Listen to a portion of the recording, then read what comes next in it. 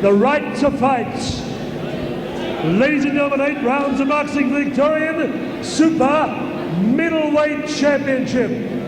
Would you welcome on my right, occupying the red corner with Bryce Brent Whistle, Justin Westerman and Scott Buckner in the corner. In kickboxing, dual world championships in amateur boxing, ABL national champion 1993. Ladies and gentlemen, 6 bouts, 4 wins in professional boxing, 2 losses, wearing blue, red, white and cream trunks. Would you welcome from Kilsyth, Victoria and Melbourne's East, the Diamond, polished Diamond, Diamond Dale Westerman. Across the ring in the blue corner, in 1992, he was Australia's representative at the Commonwealth Games in Edinburgh. He has a magnificent record of amateur boxing, 3 Australian, 9 Victorian, 3 Oceania and Victorian championships in amateur boxing, 97 bouts, 81 wins in professional boxing. Now with the Bob Clare Mooney Ponds Gymnasium with John Miller in the corner. Would you welcome, ladies and gentlemen, the big win over Commonwealth, Australian and PAB champion Kevin Kelly, wearing total black trunks from Sydenham, Dynamite David Clencie. Judges John Wheeler, David Wignall and Gus Mercurio. Ignatius Mitsalatis, your referee, and Inga Williams, your timekeeper. Hey guys, that's wave on command at all times. Catch for a knockdown, go to the neutral corner. Okay? Keep your hands up at all times, shake hands now at the last round. Good luck.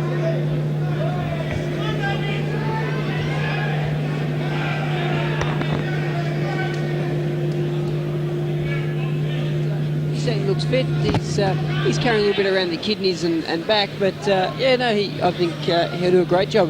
This should be a tremendous fight. Yes. No, both of these boys look strong. Dale Westerman is ready for action, moving in with the very colourful trunks, and he comes in straight away with the right hand, threw it straight at David Clencie, not mucking around here, and straight into it there to try and see if he can find any weaknesses in David Clencie's armoury, seeing he has such a layoff from boxing.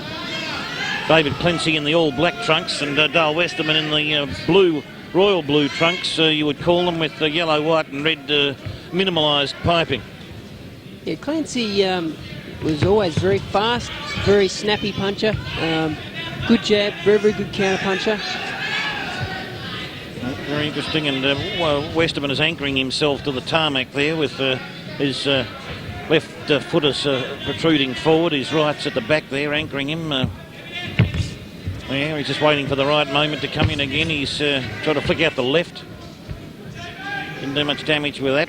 I think Clancy's just holding his head up a little bit high, which makes quite a good target for Westerman to be able to aim at. Westerman's hands are down low, but he brings them up as he comes into distance. Yes, that's a very good point there, and Clencie may be trying to goad Westerman into coming in and leaving himself open, perhaps, or whatever. You wouldn't know sometimes the tactical manoeuvres that are there, and perhaps he's just his corner will tell him to improve that bad habit at the end of the round. Dale tried to throw something and jumped in and got himself in an over-swinging headlock. Clencie tried to throw a straight left into the face of Westerman then, but missed. I think he glanced his ear. There's not a lot of power in the punches that Clancy's putting together at the moment, but they're really just he's just putting them out there to have a look, and he's just snapping them out, just trying to score some points at the moment. Yes, just trying to find his way and get himself back into the sport of boxing after his layoff. Westerman threw a huge left and then got hit, but did hit Clencie back with the left hand, working in the body, and then came upstairs. And oh boy, if Clencie hadn't have got out of there, then that could have been Westerman's. I think he's trying to finish this very early, Westerman. Good right hand there by Westerman. Yeah, it was. Again, it gets back to the point that Clancy's leaving his head up high, and it leaves his chin exposed. Oh yes, no doubt about that. Clencie did graze the nose of Westerman then, and then he tries to cut and run. He's trying to punch and then run a bit here. Right hand by Westerman. And then a combination there, grappling. Clencie's throwing punches to the kidney region of Westerman. And Westerman comes in with a straight left. Clencie looks a bit dazed there at the moment. I think he's caught a couple of punches, and Westerman is looking very compact and strong, Westerman. I think he's done a ton of work in the gym, Westerman, I'd say. Yeah, Westerman certainly appears to be the stronger of the two, and part of that I think is because Clencie's probably fighting a couple of kilos above his weight, his natural weight division, and hence the strength's going to make a bit of a difference. A big difference. Westerman's fighting at his natural weight. Yes, that appears to be the way. Westerman seems to be a natural 75 kilo man, doesn't he? Yeah, exactly. And Clencie's moved up, as you said at the start of the fight's moved up from that 58 or 60 kilo region up around the 73.9. That's got to that weight coming into him quickly. It may not be suitable to his body. Maybe he can't take the strain of putting that sort of weight on Scotty. Well, it makes a big difference. I mean, you'll at the scales, you'll walk away over the sake of half a kilo, and when you then grow and become 5 kilos above your natural body weight, yes. well, then you've got no argument, and you're there with the same person that you would never take on under normal circumstances. So it's just something that a hurdle that you'll have to overcome. Well, you might be able to put on body bulk, but you can't increase the size of your arms lengthwise, can you? That's right. Or your legs upwards. So here he comes again. He's got the tattoo of Hiawatha on his left shoulder, I see there, but I can't make the other two tattoos he has on to me indecipherable, Scotty. One's mini ha-ha. Yes. They're certainly colourful picture illustrations to the body, but here they go. Westerman got the centre of the ring straight away, and looks very strong, Westerman, and then threw a left hand that just hit fresh air buzz past the nose of Clencie. Yeah, it was a bit wild the left, but it... that was very quick. That left hand was... I think the right would have been quicker than the speed of sound then, Scotty, from Westerman. Followed through with that right hand, I think it would have landed actually. He pulled it and didn't need to. See, if he had have struck Clencie with that left, his head would have ended up on the roof, I think. Oh, left hand from Westerman caused Clencie to stumble then. I think he staggered a bit there. Well, what happened was Clencie was jumping back to get out of distance, and Westerman with the leap made up the distance, and so Clencie certainly wasn't ready for that shot. No. Caught off balance and maybe slightly caught out of his depth here, who knows? What he's doing is he's stepping back, but he's stepping back, leaning backwards and putting his head up, whereas instead of pulling back with his head down and ducking under anything that comes back as a counterpunch. Yes, well, he's a bit too stationary from that point of view, isn't he, from the shoulders up? Westerman looks the prime athlete in his current condition. He looks like he's certainly been doing the work. I had heard that he had been doing some very hard sparring. Who with, I don't know, but I heard it was very, very hard. Well, if that's the case, it'll pay off here. This is where you do the time of the sure. He's crunched Clencie there with a couple of shots to the head. Clencie blinked there a couple of times, and eyes are starting to water. Well, it's three or four left hooks that he's been hit with. Have all been good shots from Westerman. Oh, they've been superb shots, and these punches, when he does land, they're hard and fast, they're crisp and concise. It's difficult. Clencie's been out of it for a long time, and it's a bit different getting up here in for a real fight against than the champion. Than in the gym when you're sparring. And it's going to take him a couple of fights and at least a few rounds to get his distance back and get used to that pressure and everything else that boxing comes with momentum, Scotty. Yeah, exactly. And that some good body punches there from Westerman. Then he works upstairs, straight from the solar plexus to the head region. Ducking and weaving. Clencie's on the ropes. That Westerman is, it's a brutal attack at the moment. Well, at this stage, he's got no fear. Like, he's not worried about Clencie at all. None whatsoever. None whatsoever. And feels like he's completely on top, Hank, at the moment, doesn't he, Westerman? Well, there's some body shots from Clencie then. First time he sort of threw something around that area. And there goes the bell for the end of round two. Round two.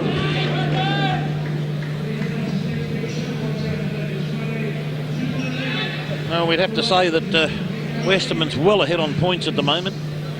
Yeah, definitely. 10-9 both rounds. Got a good corner there too. Scotty Buckner in the corner there, I see. He's still a current kickboxer and probably trains with Dale there at Kilsyth. he was due to. He went to. He was due to go to Frankfurt to defend his world kickboxing title. Scotty was going to Frankfurt, Germany, was he? Hank, was so he? I imagine he's trained to the peak of condition for that, and it fell through. So he's decided to have a couple of these conventional fights. Yes. Well, you're talking about Dale Westerman fighting over there. Thank you, Winnega. Well, it doesn't matter whether it's boxing or kickboxing. Second Certainly, round 3. he's got a bit of class about him, Dale Westerman. There's no doubt about that. And he moves in. He's straight into the middle of the ring, and he's stalking Clencie straight away. He's not going to muck around. If he can see an opening, he's going to launch whatever he can from the left and the right-hand glove straight into him.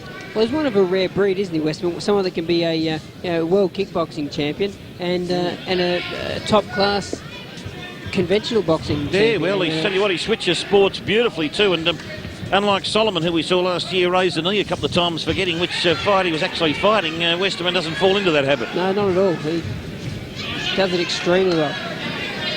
And he's certainly fighting a great fight here tonight at the moment. He's done everything right so far. Looking very sharp indeed, Westerman, as he measures Clencie. Clencie's gasping for air a bit at the moment, just waiting there for the next fusilage of punches from Westerman, see if he can fend those off and start something working for himself. He's tried a right hand there, coming through, and then got into a grabbing thing, but Westerman hasn't, Clencie was unable to hang on to him properly because Westerman did get that right arm moving into the solar plexus in the chest. Yeah, you know, I think that maybe Clencie's come back a couple of months early, like he's and this may be all part of his comeback training, is just to have a couple of fights and get back into the swing of it, because he does seem to be maybe not as fit as certainly not as fit as what Westerman is. Yeah, well, it's a tough introduction back into boxing, having to face up to Diamond Dale Westerman in top form, that's for sure. But no doubt he'll learn from the experience. There's no doubt about that. Oh, it'll be a great learning experience. You get paid for it. You do more rounds in the gym and get nothing for them. Well, that's right. Well, he knows. Getting out there, you're getting the experience. You're getting you get paid for it. Well, he knows what he's got to reach now to get to that level. He knows where he's got to get to. You know, but it's not all over yet. Anything can happen in boxing, and as we've seen before. But at the moment, Westerman's way on top and finding the fight to be much to his liking at the moment. Oh, well, this is only early days, yeah. Yes, very early days, and Westerman has placed his mark on this fight. At this stage, Clencie's been unable to exert any presence at this point, and Westerman commanding the fight from the centre of the ring. He's just waiting for the right moment to strike. Hank, he's looking good, Westerman, isn't he? Yeah. Hank. Yes, he's here to do a job, and he's doing it. Yes.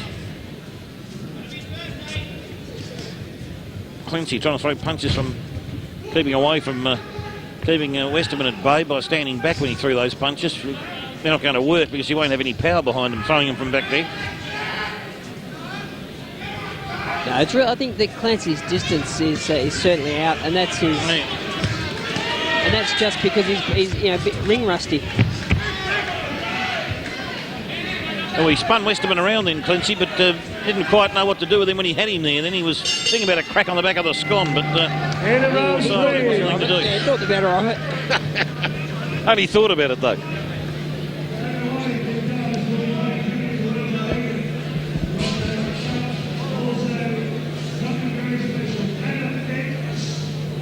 In the Clencie corner at the moment.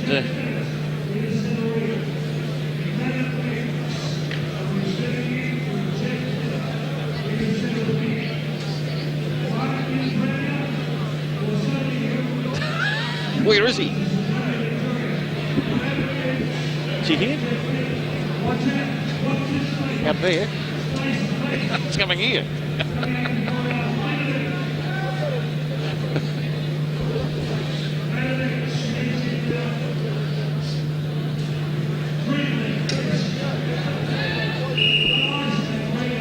Oh, I thought that was another 10-9 round to Dale Westerman. Yes, most certainly. Yeah, Westerman is ahead on my card. Hank, your card at the moment. You got Westerman He's certainly making a fight, Westerman. Yeah, well, there's no doubt about that. You're correct there because he keeps coming in. He's on the attack straight away. No doubt about that. Westerman in the blue trunks, as I mentioned before, with the minimalised red, white and orange piping, it looks like, and Clencie is in the black trunks. Clencie having a long layoff from boxing, and this is his first fight from that layoff. He's boxing well at times, Clencie, but he's not consistent enough. It's not. No, well, I mean, there's ring rust there, and he's a very classy fighter, but he just walked into a flush right hand. And it just hit him with that straight right then, Westerman, and he's... Clencie's trying to fight hard in close when he gets in there, trying to tangle up Westerman, and so he can deliver some underbombs to the solar plexus region. Yeah, he's just at half a step out of distance, and you know, makes all the difference. It does. Whereas With Westerman's in his distance, landing flush shots.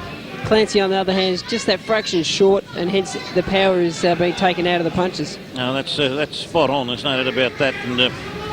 And once Westerman moves in and gets that big left hand moving, and those body punches or whatever, it can turn out to be utter pulverisation for his opponent. Well, Westerman jumped in with the left hand and a crunching, rabbit chopping type right hand that came down on top of Clencie then. I'll give Clencie a bit of credit for being able to stand up to this sort of punishment, because he hasn't really wilted yet, and he's been hit with some big shots. Oh, there's no question about his heart. This is a courageous effort. He's got a heart as big as this auditorium, David Clencie, I'd say. He's in front of his home crowd too, so he's doing his best not to let them down there. Certainly not doing that, because he's, as we said, he's taking everything Westerman's throwing at him at the moment. He's still trying to do something himself at the same time.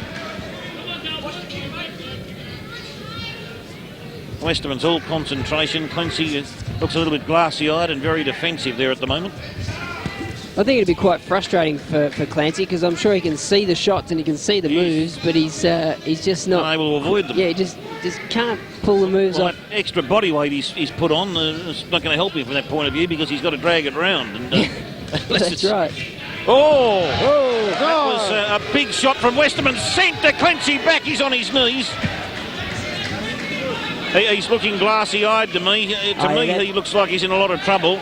The referee, Ignatius Mesolaides, World Boxing Federation referee's right on the spot. But Clencie looks got another left hand. He's finished. Another left and should stop it. He should stop that. He's got to stop it. He's glassy-eyed, and that was certainly had to be stopped when it was, because Clencie was in trouble. Yeah. In fact, I even said probably about 2 minutes ago, at the start of that round, his eyes looked glassy, Hank.